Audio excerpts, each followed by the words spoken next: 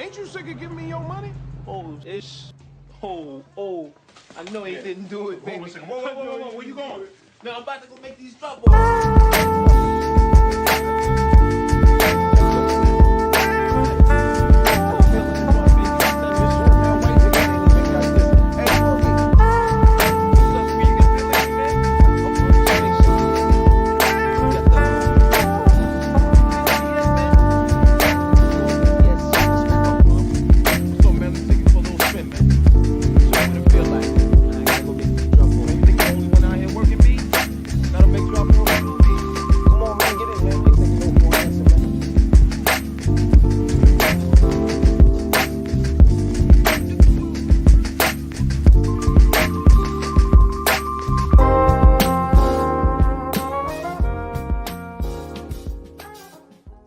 Yo, welcome to the 5th episode of the Black Currency Podcast.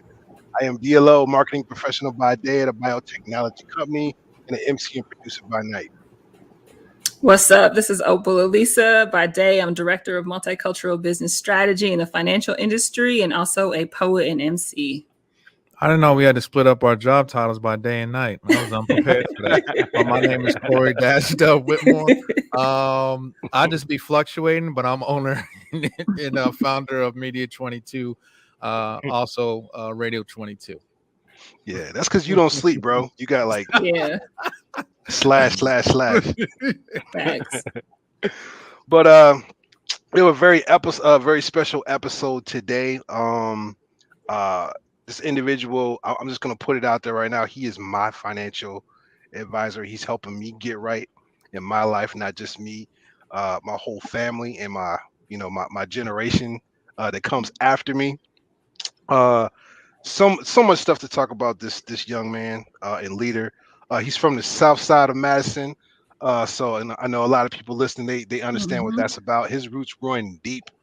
I know his grandfather personally, who was a pastor, Eugene Johnson, and I know his brother. And Corey and Opie, y'all might know him too, Gango, dope MC. Yep. And his father is also an entrepreneur as well, over at JP's, Spencer Johnson. Shout out to the whole Johnson family. He's a dedicated family man, 3 beautiful children, currently located in the southwest region of the nation in Florida, but he originated here in Madison, Wisconsin. And I think the biggest thing for me is just so incredible. And I'm going to ask him about this, tips to success is being the youngest African-American managing director in Northwestern Mutual's 163-year history.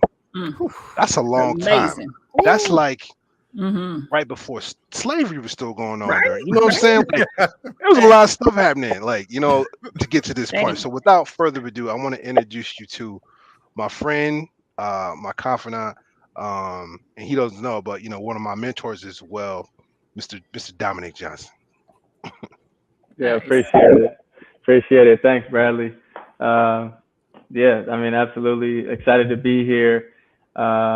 I'm Dominic Johnson, founding partner, of Concierge Wealth Management Practice, specializing in retirement and business planning. And really, I think the reason I'm here today is to be able to give back,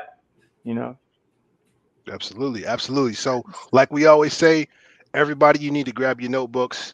I'm sure this man is going to be dropping a lot of jewels. We're going to be taking notes, but we're going to keep the conversation going to see where this goes, because we always invite people on here that have something great and interesting to say. So I kind of want to start out with how does someone even start to get into something that you do, in terms of doing financial planning and everything that you do right now. So what kind of walk us through the path of the journey? Yeah, that's a good question. And if I learned anything from Bob Wynn, right, he takes it back a little bit. Right. I grew up in Madison. My first job ever was in a tax firm, right? So I was putting together, tax packets, shout out to Sword CPA and Monona. They gave a young brother, an opportunity when I was real young. And at that time, that's when I really learned my like tax savviness.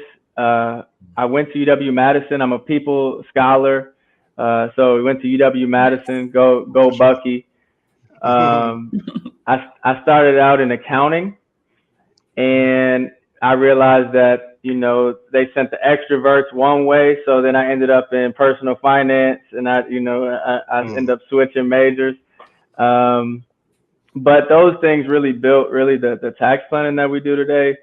So I studied personal finance, you know, finished school in the December of 2016.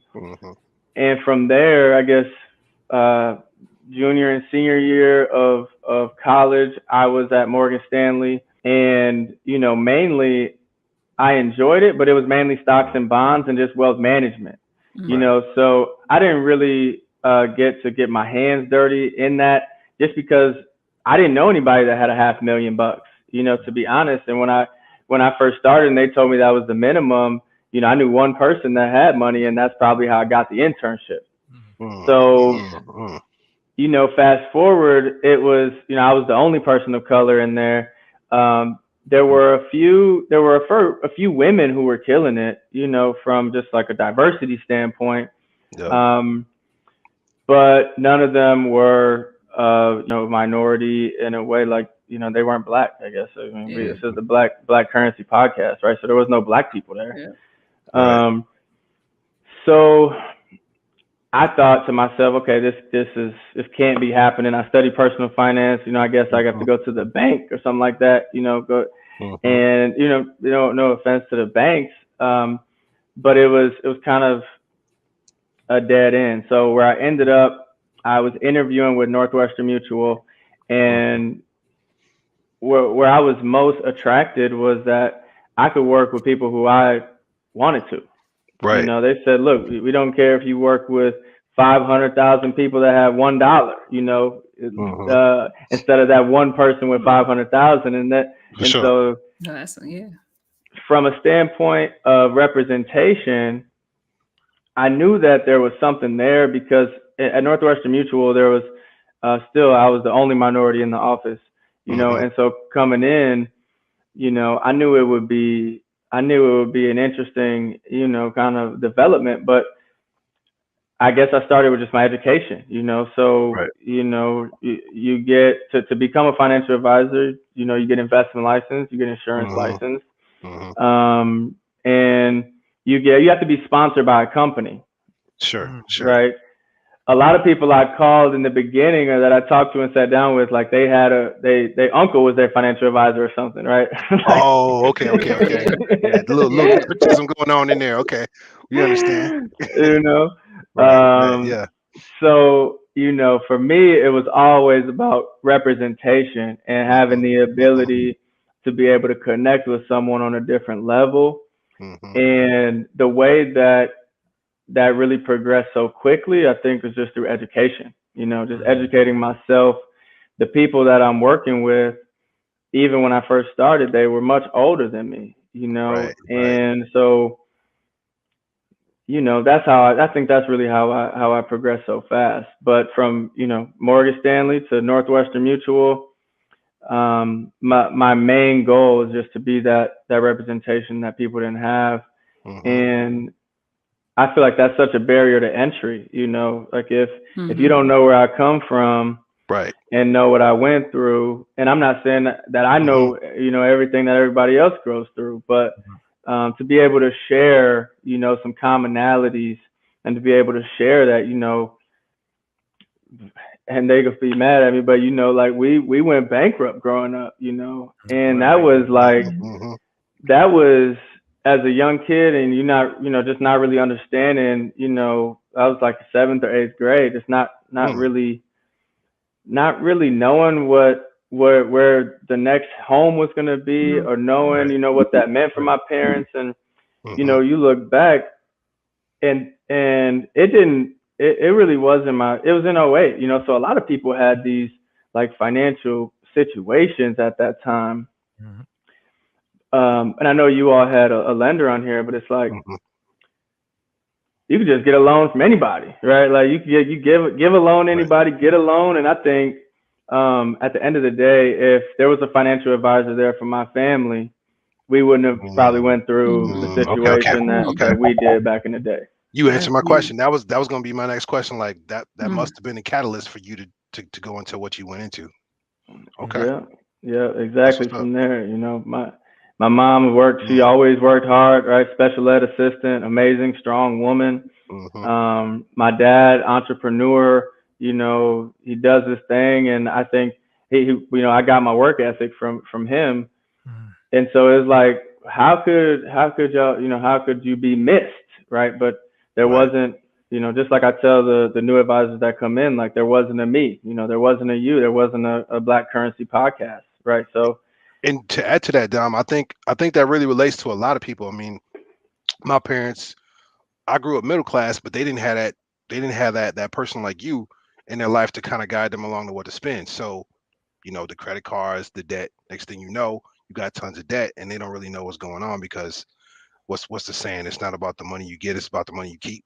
So figuring out how to put it through those systems, yeah. So yeah, okay. We got a lot of one-liners here. There we go. Let's get it rolling. Right. That's awesome. That's huge, though. Thank you for sharing that piece. Just because it reminds me, like, Black folks are disproportionately impacted by bankruptcy too, and that's not something we usually talk about within our culture either. So thank you for bringing that in here. Right. Sorry, Mama. No, but you know, they proud of me today, you know, and they've heard me speak on it before, and it's just like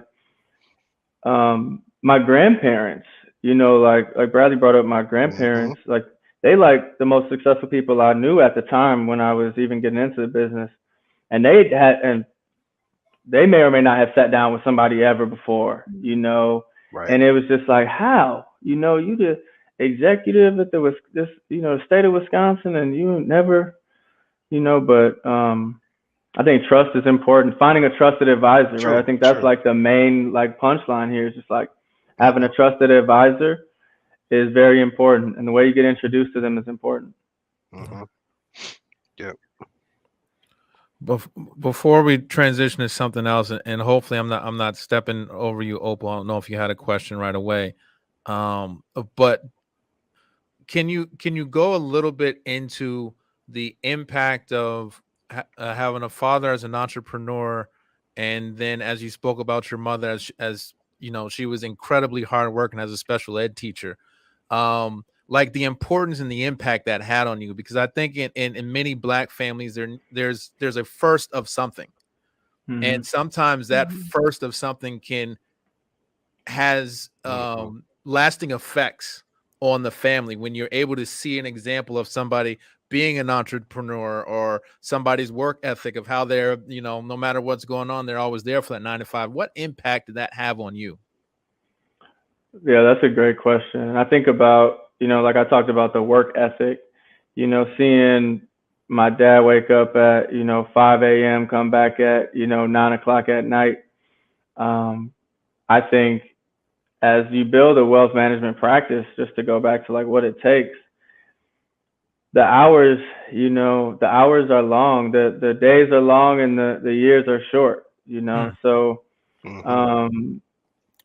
seeing my mom, you know, be there for people who needed it, who, you know, who may or may not even understand exactly what she's trying to say, but the way she filled that gap for people, you know, was really important for me growing up.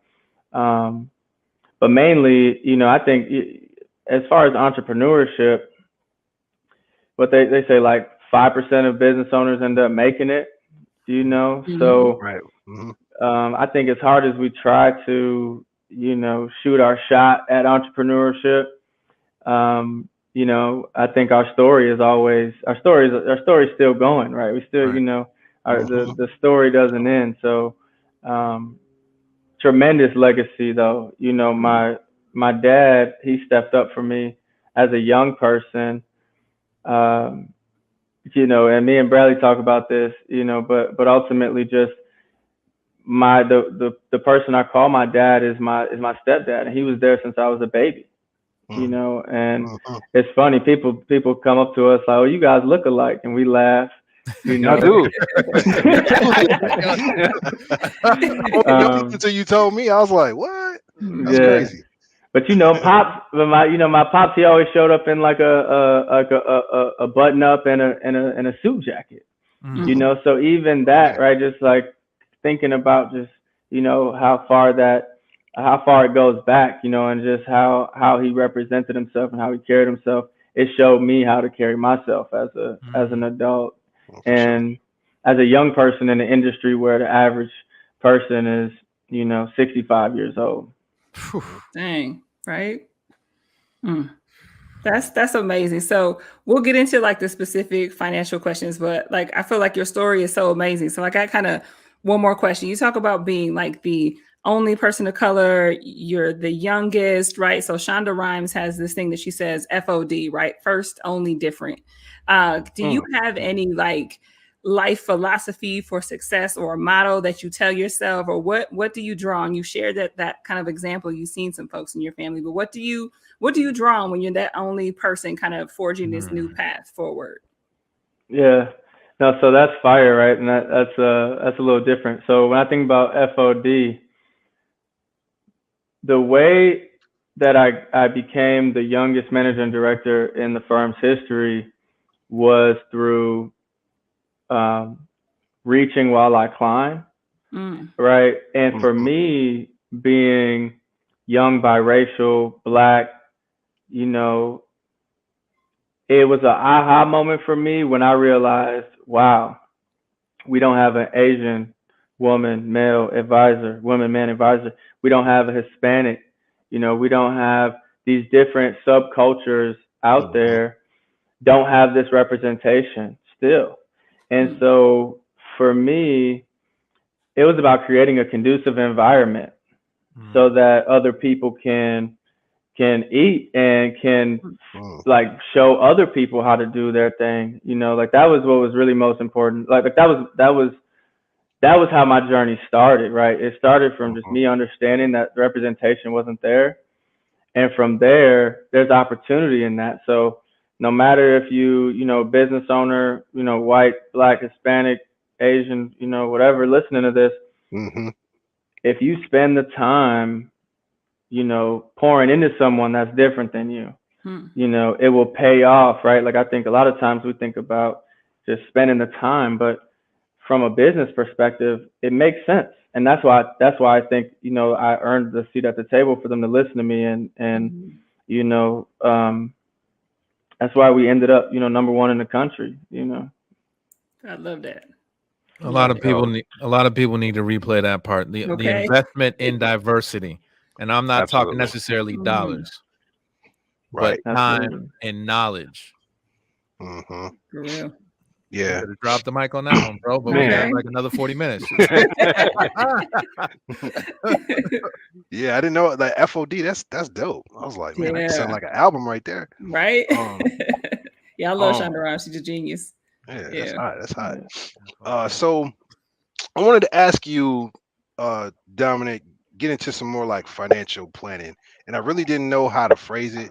So in true hip hop nature, I just kind of put it like just in case, shit happens.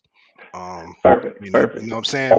Because that's really what we dealing with life. We really know what is, we don't know what's going to happen.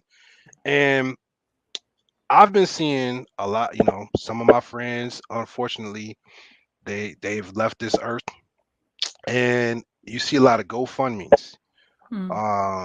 And it made me think about like, wow, I wish they would have had some plan kind of set in place so that their family could really heal during this time, that person transitioned to the other side, deal with the emotional scarring that they need to deal with instead of having to deal with the financial side as well. So once I know we talked earlier, but I guess I would like to know more about, I know a little bit, but I want you to kind of break it down for most people, like what they should know about in terms of financial planning, like how do they get started? What are the elements involved? Kind of guide people through that process. So if you could break it down, that would be great. That's perfect. Thank you for teeing that up. So just in case, things happen, a lot of times when I'm goal planning with someone, retirement is sometimes out there, and investing might be something that's like mystic that they haven't really thought about. But the main thing is that they don't want to be a burden on their family. And I think a aha moment for me was when I realized that life insurance really, that was a progression from burial insurance. And you think about like 1863, right? Like W.E.B. Du Bois, he put out literature in like 1899, like 1900, right? Like pre-stock market. Right. And it really just showed that a $50,000 white household had the same health disparities as a $50,000 black household, and how this progressed from, I guess the beginning of the century to 1950, 60. Companies had to start introducing the fact that, black people were just as healthy and that they could get life insurance, right? So burial insurance, for those who never heard of burial insurance, who privileged enough to not, to be past that, burial insurance was like $5,000, $10,000, $15,000 of life insurance if you passed to pay for a burial. A lot of the a lot of the retirees I work with, they have something out there where it might be like even, $3,000 to $5,000 of life insurance. And this is, just from a historical approach, it's about representation. Right. Like, the GoFundMe's, before that, it was nothing, And so, to make sure that things don't hit the fan, I think, where are we going with that is just protecting yourself and your family through life insurance. It's based on your age and your health, right? And I think it's one of those things where it takes a trusted advisor, right? When I think about like, where do we go with this wealth gap, right? The wealth gap, it plays a huge part in financial planning. And 1% of, right, so in Dane County, right, when I first started at Northwestern Mutual, and I think it's like 1 point something now, but the black community in Dane County owned less than 1% of the life insurance out of everything that Northwestern Mutual had in place. Oh, wow. That's crazy. That's crazy. Yeah. Right. And so that's inspiring. But I think, a lot of those things, it's not like it's our fault, like it's tough, right? I think now that we have the education, at some point it will be up to us to, to make it happen. But until, my kids take over my practice, or, one of our children take over, financial practice, like this is the first generation that there's been black financial advisors. Right. Like the first CFP, certified financial planner, in the black community, it was like 1975. And so that's crazy, bro. Right. I was born in 77. Like, okay, that's not too long ago. Right. Damn. So a lot of so that's kind of like just like a history of life insurance, right? So insurance companies had to offer the black community life insurance once we start having, the civil rights, kind of movement and the progress that we saw. Okay. And at that point, insurance companies out there say, okay, well, the black community, we don't really know if they are as healthy as everybody else. Sure. So advisors, right? Life insurance agents, right? You could sell it to them, but we're not going to pay you. Oh, wow. What? That's terrible. It took people, it took good white people to work with us just on, right? On GP, right? Yeah. Just on principle. That's crazy. It's almost like some like insurance redlining that was going on. Yeah. Right. That's crazy. And you could blame it on anything, but it's like the actuarial health data was in the way, right? It was in the way. So from there, where we are today, I think it's nice that there's these advertisements on Hulu and Netflix where you don't have to go too far, and it's like, oh, you can get $500,000 of insurance for $15-$20 a month or something like that. Like, you know, I appreciate those commercials because it allows more people to ask the right questions. Right. And so, you know, I was just talking, I had a meeting right before this with a realtor, and she's from Madison as well. They own a few businesses. But I said, you know, Tawala, what, you know, if I could say anything, what really impacted you about, you know, life insurance? I knew this question was going to come up. And she said, Dominic, when you told me that my debts would go to my husband, would go to my kids if I was to pass away, right? So if you don't have insurance, your debts, everything you have out there goes to your next of kin, right? It could be your mom. Same situation. Yeah. You know, it could go to your people, it could go to your kids. And so it doesn't go away. A lot of people think you know, whatever you have out there, if you have a car note, it doesn't just fall off the earth because, you know, you're not here anymore. They still want their bread. Right. Right. That's crazy. Yeah. Thank you for that history lesson right there. Like, I appreciate that. And just to know the additional discrimination and tying that to the wealth gap, for sure. Like, it's no wonder, right? It's no wonder that there's this huge gap when things like that have been put in place on purpose to keep us from being able to build wealth in the first place. So you say insurance is a good piece of that, right? And protecting you and protecting your family. What about retirement planning and things like that? Like, I've seen differences in like the uptake of 401k if offered. So could you talk about, you know, like where do I start? Where does someone, you know, like us or one of our listeners really start when it comes to that retirement planning piece?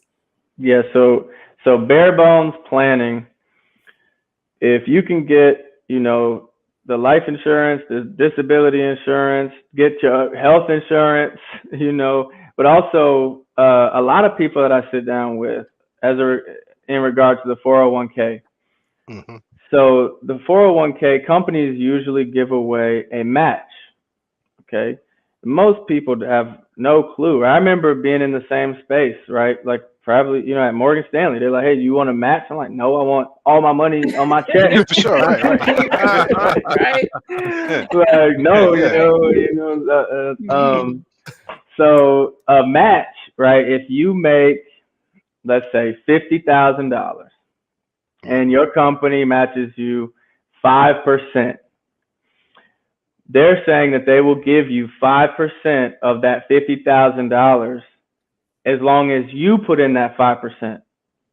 So the difference between a financial advisor and your company, I won't give you anything. You know, I'll help you roll it over and help you, you know, pick some different positions and stuff like that. But so if you're making $50,000 and your company matches you 5%, you put in 5%, that's $5,000 a year that we're putting away towards retirement. Okay. So that's a big thing where people have no clue, you know, really where this money is going. It's your money. You could take it with you when you leave. But for bare bones planning, if your company has a 401k, invest in it. It's in the market, right? If people don't even know it, it's in the market. Oh, this hurt. This will hurt. One of the first meetings where I was like, okay, you know, this is my first year. This woman I talked to, I can't even remember her name because it was a long time ago. But you know, at the end of the day, we looked into this woman's account and she saved up $335,000 over 40 years, straight cash. It was never invested. Oh wow! Man, damn, it could be growing. It was never invested. Oh, wow. And in my mind, I'm thinking, wow, what would this have been? It would have been like $2 million, right? If she would have picked any of the options out there.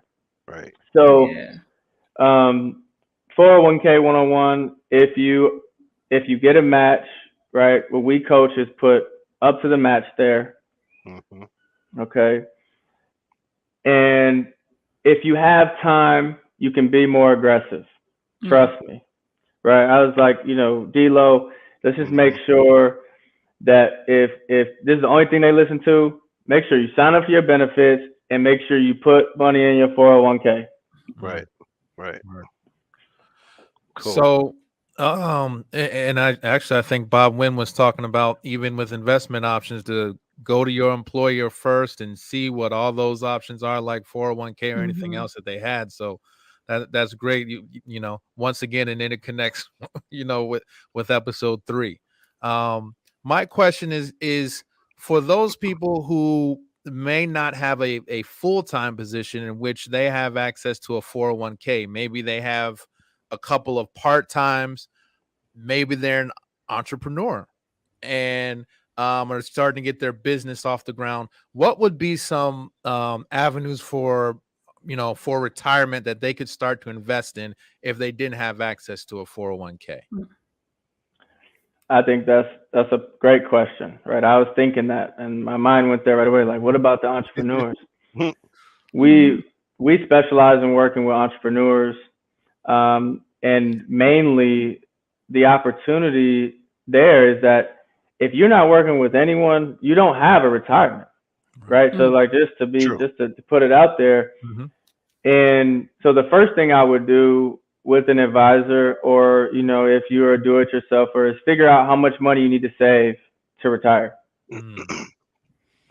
Right? And because I think from there, you'll be able to then think about what options, you know, you have and that you need. There's different type of retirement accounts. 401k is company owned. You can own one of those as a business owner. You know, you can have a solo 401k if you're, you know, self-employed. You can have an IRA. You know, I know Bob Wynn, I heard him talk about a self-directed IRA. That's a great place for an entrepreneur to stuff $6,000 a year. You know, there's limits to it. And that's where I find most of my clients where they're like, okay, well, I need to save $1,100 a month. Let's just take a step back just in case we're not there, right? But once you know how much you need to save on a monthly basis, you know, and like I said, right? So, you know, we'll just say, right? Like, you need to save $1,100 to $1,500 a month to a retirement account. Well, $6,000 a year is only $500 a month. Right. You know, so entrepreneurs have different options, more options, because they get paid pre-tax. Right. And so that's where we have a lot of fun. Nice. So does that answer your question? Yes, it did. Thank you. Okay. You mentioned IRAs. So I know there's traditional IRAs and then there's Roth IRAs. Can you kind of break down, I guess, number one, what those are and kind of the differences between the two, and is there one that you would kind of recommend more than the other? Yeah, so I think this might be like an old analogy, and that's what Bradley says about me. He says like I'm an old head. There's an analogy. Both are good options for different reasons. On one of them, you're paying taxes on the seed. On the other, you're paying taxes on the harvest. Oh, I like that. Okay. And so, thank you. I didn't make it up. I like that. So there's different limits to both of them. You know, and so paying taxes on the harvest is a traditional IRA.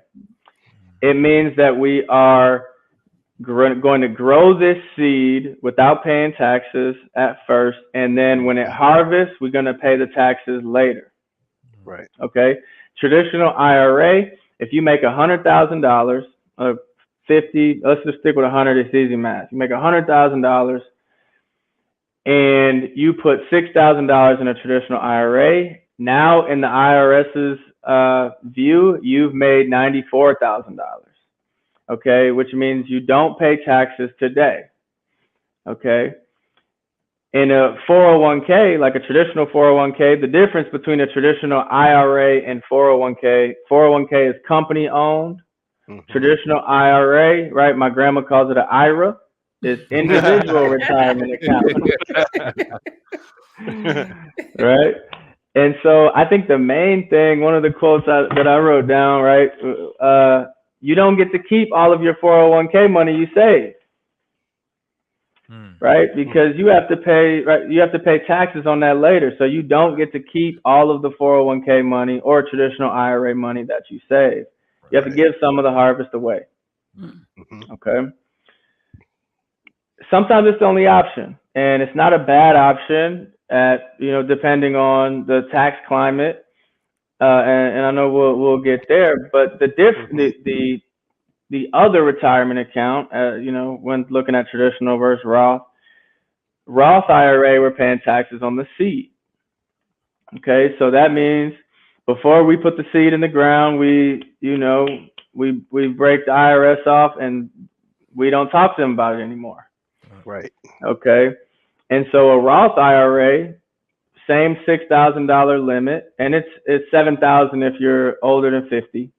Okay. Okay. So there's different, there's called a catch-up period where you can catch up. So those over 50, we can put a little more in there.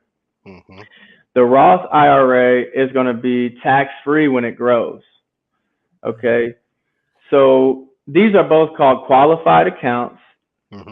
And the only reason that matters is because qualified accounts usually have tax advantages. The Roth IRA, we can put $6,000 in it as it grows from now until retirement, until we pass away and pass it on. It's tax-free. Is that compound interest too? So let's say I got a Roth IRA and it's earning, say, 5% a year. Is that just going to keep growing 5% a year until I can take it out? Or is that how it works? Or, you can break it down for me. Yeah, perfect. So compounding interest, is ultimately the more or the longer you have this money put away or not, right? So compounding interest can work for you and against you.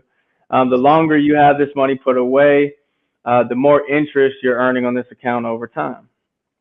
And so annually, right? So rate of return is something that people don't really even know what that means. But rate of return, if we have $1,000 and we get a 10% rate of return, then we make $100. Okay, 10% of the entire amount. Now, Bradley, compounding interest is now in year 2, we have $1,100 if we get that same 10%. And returns aren't guaranteed in the market, right? So we've got to say that returns aren't guaranteed. We nice, but can't guarantee it. So 10% of $1,100 is $110. All right, and so that's more than the first 10%. So the compounding interest ultimately just keeps on growing with the more time we have. Nice. So you gave us some, I think gems. I just want to acknowledge that because I did not know about the business owner piece. So I have a 9-to-5 and I have, 401k and retirement, and blessed enough to work for a company that has a pension too. But I'm also a business owner. And so I had no idea of what you just spit. So I am grateful for that. And I'm gonna look into that as well. So especially when you're talking about the compound interest, can you tell me what does it look like? How is it different for somebody who says, hey, I'm 35, I'm here to look at retirement planning versus somebody who's coming in your door at 55? What are the differences between those two, and what actions have to be different for them? So that's a good question. We start in the same place for both of them. And so I kind of heard two different questions here, and then I'll see if I think both are great. At 25, to save $1 million by 60, you have to save $383 a month. You can fact check me. Well, if you're 35, you have to save $838 a month to hit $1 million by 60. That's the difference. That's the difference between compounding interest, right? Now, where we start for anyone is, because I don't care, Opal, how much money, I don't want to direct how much money you save, right? If you said, but when you tell me, Dominic, I want to retire at 60 and I want to continue my lifestyle today, now I can give you, Opal, you need to save X amount of money per month to retire. Okay, so someone with a pension, just for the listeners who don't know what that is, if we have one or not, a pension is an account where your company is putting away money for you based on the hours that you're working. So, the 401k, you have to put the money away to get the 5% match. Your company, after a certain amount of time, you become vested with the company and they want to keep you there. Okay. All of these things are called golden handcuffs. If you have employees, the reasons why, the reasons why you want to, treat your employees nice with benefits and things like that is, you want to keep your good employees, right? And so if I say, you can have this pension after 5 years, the WRS pension is, it vests after 5 years. If you work for the Wisconsin retirement system, they are, well, and they force you to match. So, like the Wisconsin retirement system, you put away 6.5%. They put away 6.5%, and that's 13% total of your annual income that you're growing, right? It's just not a 401k, meaning you can't control how you're pulling the money out. They give it to you, how the plan shows. Now, back in the day, the pension was great because it was, the pension for if someone's 55 today and they've been at their spot 30 years, they might be okay. They're more like probably like 60, 70% taken care of. We start at the same spot. So depending on how much money they need to save to be done when they want to, we come back with a plan to show them exactly, what they need to save. And if they're 55 and they're an entrepreneur, and they haven't saved, those numbers can be high. But it's ultimately up to the resources that we have to get the job done and what is the objective. Right. Awesome. So I think it's time for that. I heard back in the day, or the block told me. There we go. I like it. We should have started with that. I know everybody been waiting on it. I've done it at least once every episode. Yep. So back in the day,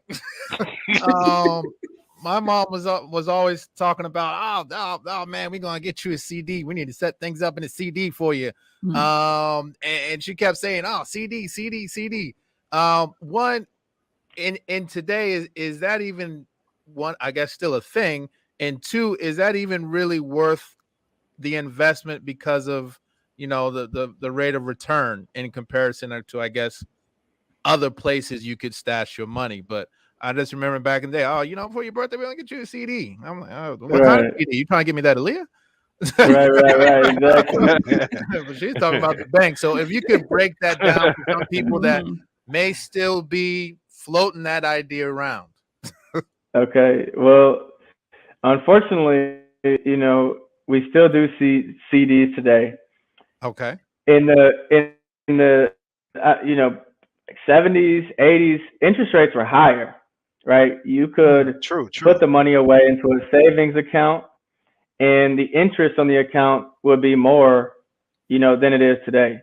Interest rates today are historically low, which is causing really a lot of financial institutions a lot of harm, because back in the day they promised these, 10+% interest rates, and they can't keep up with it. So to answer your question in short, call me. A CD is not the way to go, because they might give you 1 or 2% over 2 years, 3 years.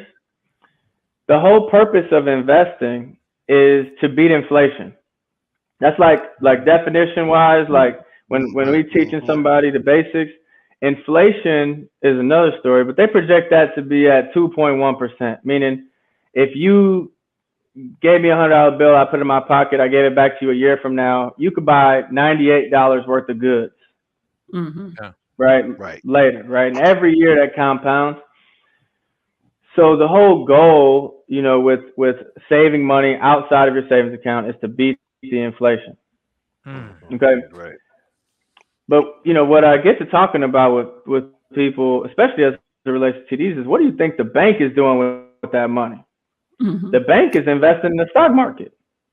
Right. Yeah. So, but people love safety, right? Especially when it comes to their money. Mhm. Right. Yeah. Right.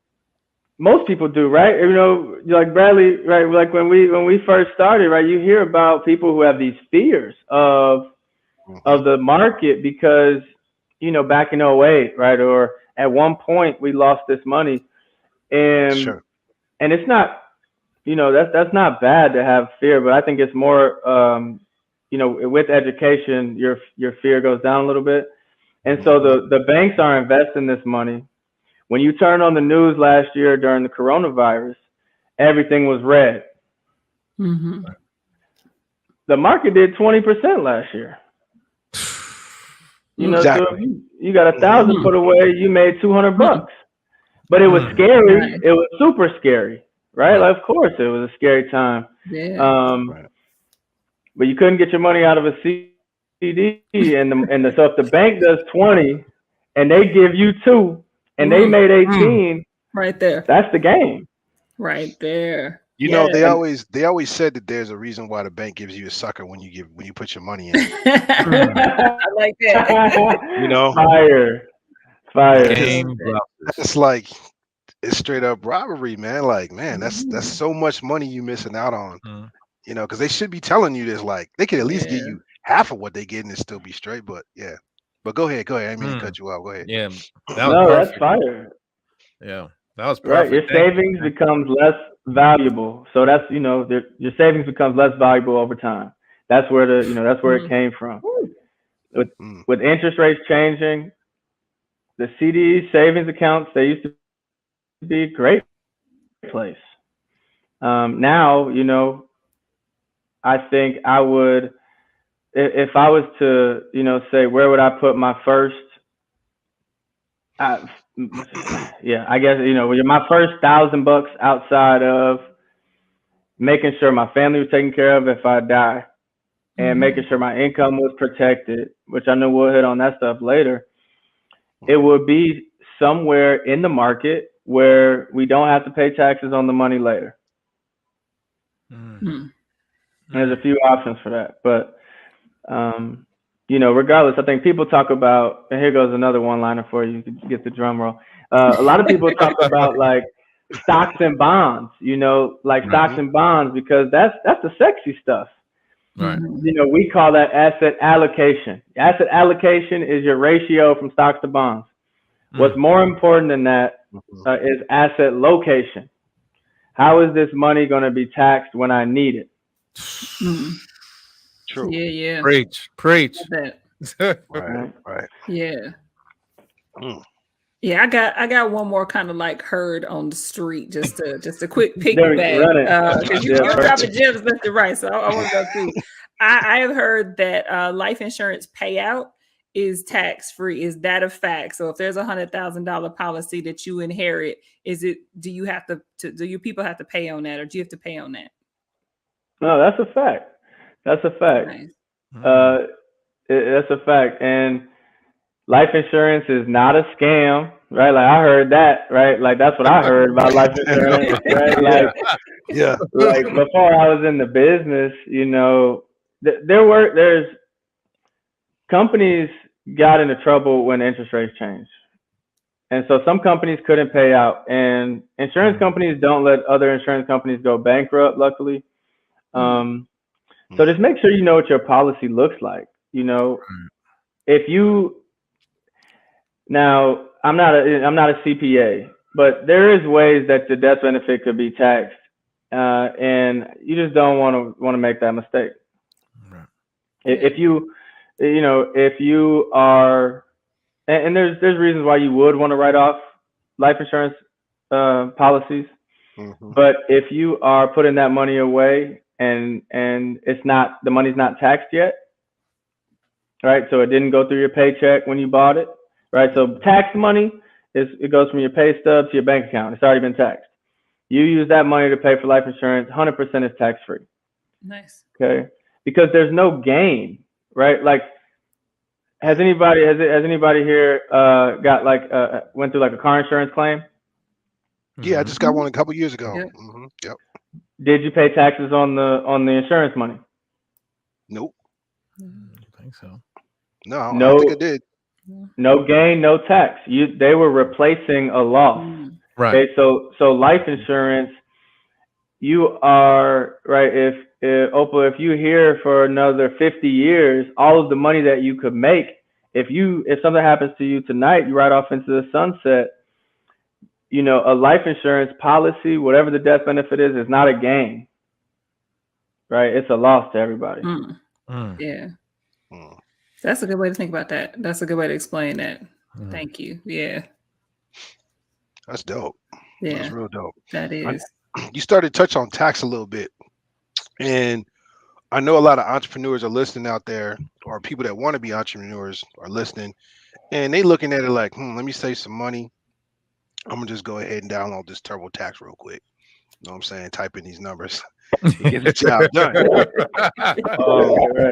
As opposed to dealing with a CPA. So I guess I know you're not a CPA, but what would your recommendation be to them if they were kind of talking to you about that? Like, what would you tell them in terms of advice?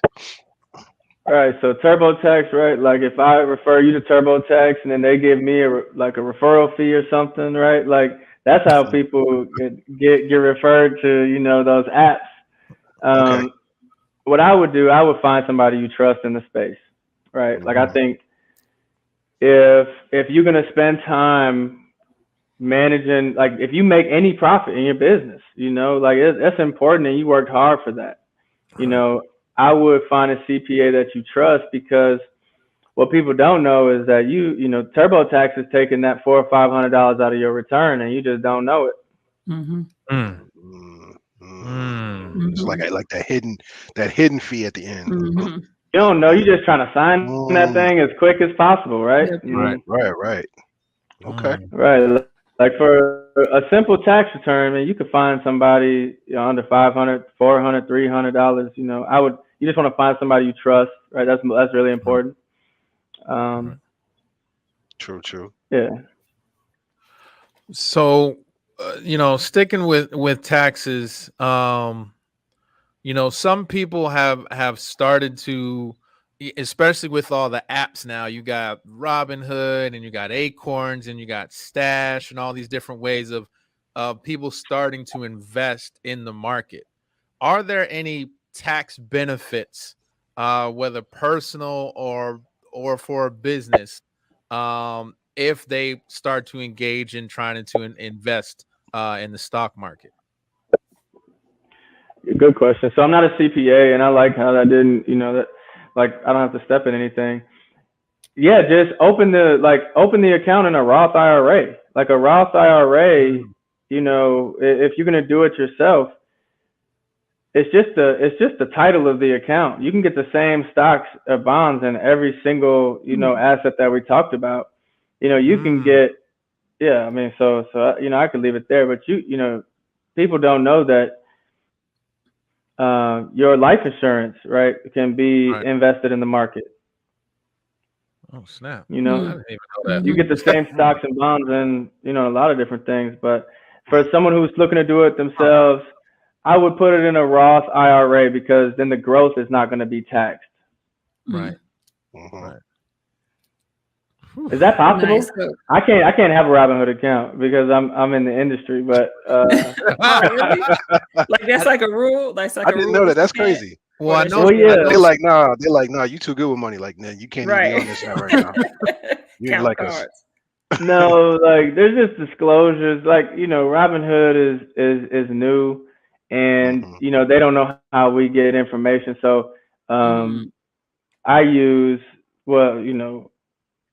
different accounts out there, you know, to get the job done. But to have a brokerage account, you know, for someone who wants a brokerage account like a Robinhood, or they use Schwab, or they use Morgan Stanley, where you can buy individual positions, right, and you know, individual stocks. I know everybody's up on that from last week, but or from Bob Wynn. But if someone is looking to do that and you don't want it in a Roth IRA because, you know, you want it short term, like you want the money right back, right? Like you want to be able to pull it out.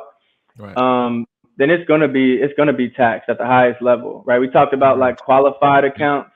Okay. Okay. Qualified accounts are retirement accounts with a tax break. Non-qualified accounts is brokerage accounts, stocks and bonds and mutual funds that are not in a retirement account.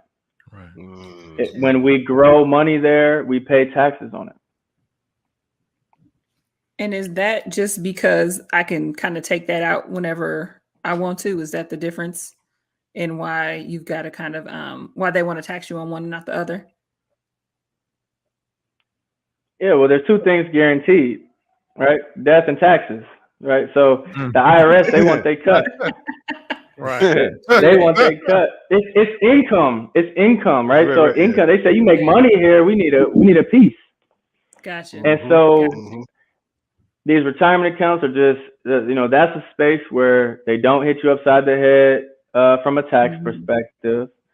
And short term, they like, okay, well, if you make, okay, we don't bring up politics. They're like, if you make $600 in the market, we're going to send you a 1099 and you're going to pay taxes on this right away. Yeah. Got you. So our listeners really want to know about, either getting started or starting something new, right? Might have all these other pieces together, but not this specific piece. So if I were to meet with you or someone like you, what do I need to bring? Do you need my tax returns, my income? Like what all do I have to kind of like, get my stuff together with before I come and see someone like you so I can have someone help me with a plan? Yeah, so I think the easiest way to work with someone is to get introduced to someone that right? I think just having a trusted advisor that will walk you through their onboarding process is going to be best. If you're serious about it, right? Like if you have retirement accounts out there, what I send out is really just a balance sheet that says, hey, look, what do you have out here? Do you have a budget? Do you have, and I send out like a starter kit just to get it, like where your credit card, where your credit card's at, where your retirement account's at, like where are we trying to go? If you're working with someone that you trust, they'll help you out. That's the easy part. I think that most of the time, if you do some goal planning ahead of time, like think about, what's important to you, like what's your objective?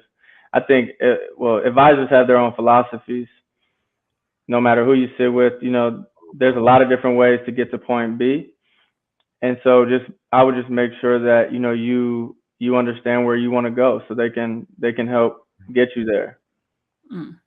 Nice. So it's like, I shouldn't hesitate if I don't think I have this folder ready, because y'all will have some of the tools that I need to just kind of start asking me questions and I can kind of look into what I have set and what I want to do. Yeah, well, we make a living to make our clients' accounts grow. So, someone I was talking to just, a couple hours ago, we're meeting tomorrow. She just lost her husband, and I sent her my onboarding packet, and I didn't know why she kept rescheduling meetings. But she's like, it's just tough for me to, gather this information. And I'm like, I called her. I'm like, what? Like, come on now. Like, we'll talk through everything. Like, don't even worry about it. Don't bring anything. Just bring yourself. So I would just bring you, be authentic and see if it's the right fit, right? You kicking the tires on a financial advisor, make sure that they can meet you where you are. I love that, kicking the tires. You've been dropping a lot of these one-liners. That's true, because I don't think we think about that. Like, I never thought about it in that way. Like, we're testing y'all out too. So that's really cool. And that human piece too, all these apps, but that human piece to understand what she's going through and kind of let her know that you got her is amazing. That's awesome. Absolutely. So where you get that suit from, brother? Suit looking nice, man. Looking fresh. You know what I'm saying? Let me see what we got going here. Look at me. Okay. Okay. Oh, okay. Yeah, that's what's up. That's real though. That's super dope. He got the king in there too. All right.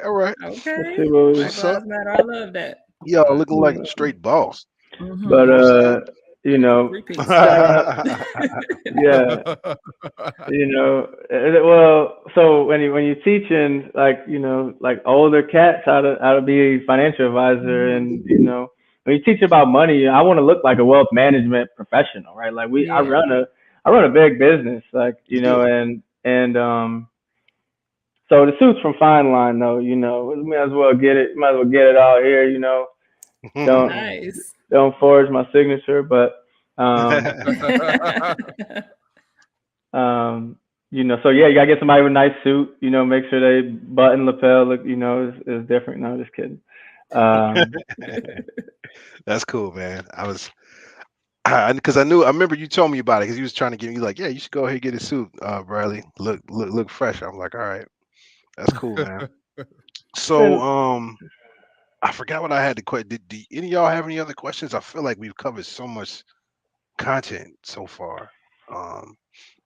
The only thing I would add in is especially on the insurance piece, on the life insurance piece. Because when you get presented with all these different options of, man, maybe I should be putting money here, and here, sometimes it can get overwhelming. And I know we didn't, I think some people would be interested in, like, what is the level of entry into starting that? Do I have to have hundreds of dollars to start a policy? I know the more money you have, the bigger the policy, but what is an entry level for someone that says, hey, I would love to start to get that life insurance. I'm probably going to be taking bits and pieces from my checks. What do I need to get started? Perfect. I want to put a pause there because I always want to do a video about this. We got to drop this. So look, so the place you start, Corey, and it's crazy. I meet people with they like, oh, I got a $25,000, $50,000, $100,000 policy, and I'm like, why? And they're like, I don't know. This is what they said. What I care about is that my clients have enough insurance, have life insurance, if they ride off into the sunset, that I can bring their family what they need. Right? So as far as barrier of entry, $100, Corey, you look, I know you got good genes. What, you probably 35? Well, how old are you? Man, I don't even want to put out it. I'm 41, okay. bro. All right. You 41. 41. $1 million. Don't crack, man. You're right, exactly. That's why I asked. I'm 65, and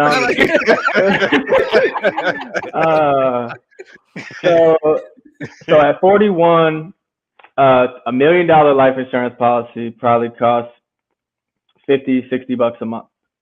Say that again. And $1 million policy costs $50-$60 a month. And I'm not, but I see those like advertisements for like these different companies. I'm like, man, these companies are garbage. But I like it because it gets people thinking. So what I want, this notepad time.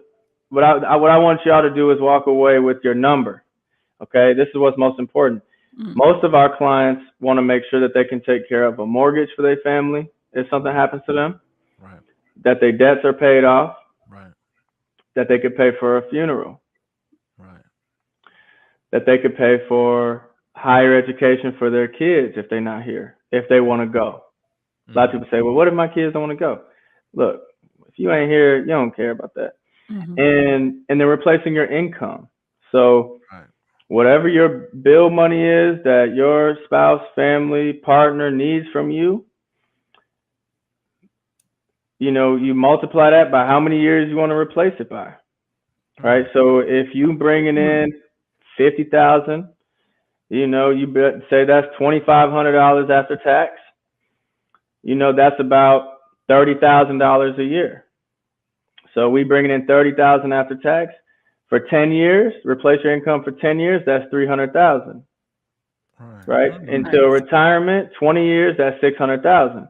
So we got, Corey, this for you, right? We got $600,000 of just our bill money is $3,000 a month. We know Corey got M's, and then we got Man, have y'all paid for a funeral? I personally never have. No, No, Not personally. I've seen the cost though. Yeah, I know they're high. A box is 10,000. And if you got a church, that's good. That's, got some grandmas in there cooking or got something to hook up, you're going to be at 20 minimum. Okay. Yeah. The first funeral we had to pay for was my girl's dad. And he was 44. Oh, wow. Oh my. And he died unexpectedly. He had a stroke, and he's an amazing human.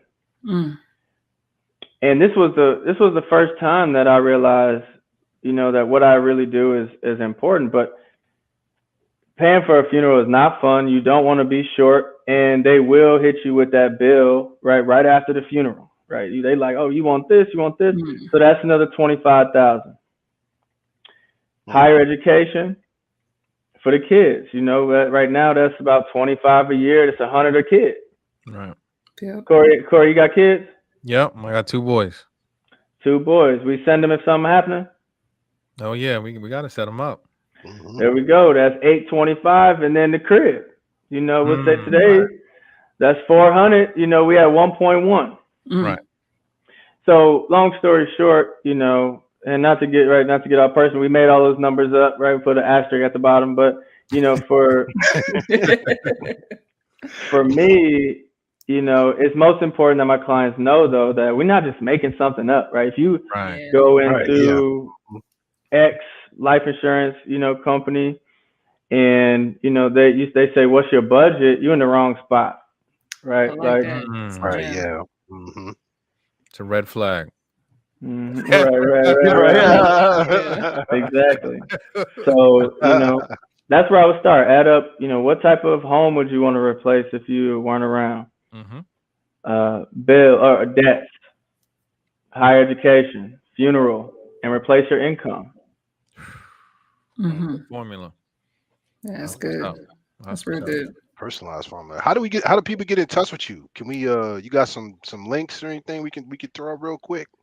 Yeah, we got a couple of links. We got a link tree to schedule a meeting there with me.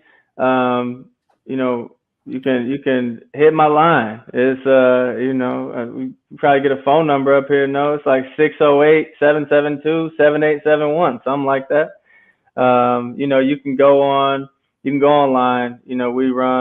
We run a professional, very confidential family practice. Chase is our investment operations manager. Dude is a retired Marine, way smarter than me. And that was one of my ones that I forgot, Opal. Like, what would what advice you have? Surround yourself with people that are smarter than you. Yes. Absolutely. So, for sure. I'm pretty easy to find though. Pretty easy to find. Okay. Facts. So who has our book recommendation for this episode? Anybody have any books they'd like to recommend? Oh yeah, I would get up and get it. Power of Zero is a great one. I haven't read that one. I heard about that one. You got that one. Well, it's in your house. Not to call you, it's in your house. Just go ask your people. Yes, you do have it. It's a good one. I got a big library, so you know what I'm saying. Right, exactly. What would the Rockefellers do? What would the Rockefellers do is another good one. Another one. Okay. Yeah, it's a good one about generational wealth. Oh, that's nice. That's important. Those two. Beautiful. I love that. And DLO, you give your testimonial that the services are worth it and good to go. Yes. Oh yes. He's the family. That's why my daughter in the back right now looking like, yeah, she know who he is. Yeah, family, good person, on a mission with a purpose. And I like to be around people like that because it makes you a better person in general in everything that you do because it's inspiring, which is why I'm glad you took the time to talk with us, man. Hopefully we can get you back, in another session or something, I appreciate that, and it's all love. You know, it's all love. Bradley's a good guy too. He's a good guy too. So, right. I have daughters. Right. I was gonna call her name, but I'm like, no, not on tape. Not on Right. tape. We got daughters. Man, well, I really appreciate you all bringing me on today. You know, I think the biggest thing, and one, I appreciate you all because one, for having me on, but two, you all are the representation that people like need to see, you know, for financial literacy and financial security. And, you know, I like thinking about like parents who are entrepreneurs and like, you know, your daughter walking in while you running a financial literacy podcast. You think she's going to be rich? Yep. Mm-hmm. You know, Right. so She appreciate set that. up. Exactly. No doubt. Thank you. Yeah, and Thank you. likewise to you for doing what you do and understanding the representation need and helping people with their family's wealth and their own wealth. And I think you did a really nice job of taking away the fear out of a lot of stuff. Even just how you put Right. things, like how you say riding off into the sunset, like that's so much better than any other way you could have put it. So I love that because we have a lot of fear, especially Yep. within our culture. And then when you're under a certain age, you're like, I don't even want to think about that. So I appreciate what you're putting out into the world. This is beautiful. Appreciate y'all. I agree. All right, everyone. We appreciate everybody tuning in. Make sure to go and check those books out. Those sound amazing. We got to get into those. Make sure you follow us online. If it's IG or Facebook, we're at Black Currency Podcast. The video will be available at youtube.com/radio22. And we have our webpage up at myradio22.com/Black Currency Podcast. And let's show that link tree one more time for Dom.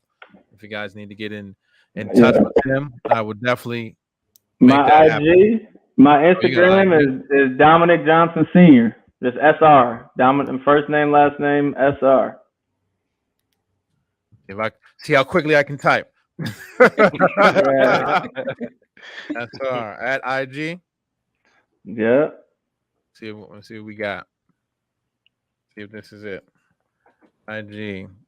Looks beautiful. Mm-hmm. Bam. So you got another way to get in touch with this man, the man with the answers. And Exactly. that suit. Man, I gotta step my game up. Right? Man. Came in with I the love drip. that. Yeah. Man. Appreciate All right, y'all. everybody. We appreciate everybody joining us. Yeah, we'll see y'all next week. Everyone have a good one. Peace. Peace. Ain't you sick of giving me your money? Oh, I know he didn't do it, baby. Whoa, where you going? No, I'm about to go make these drop balls.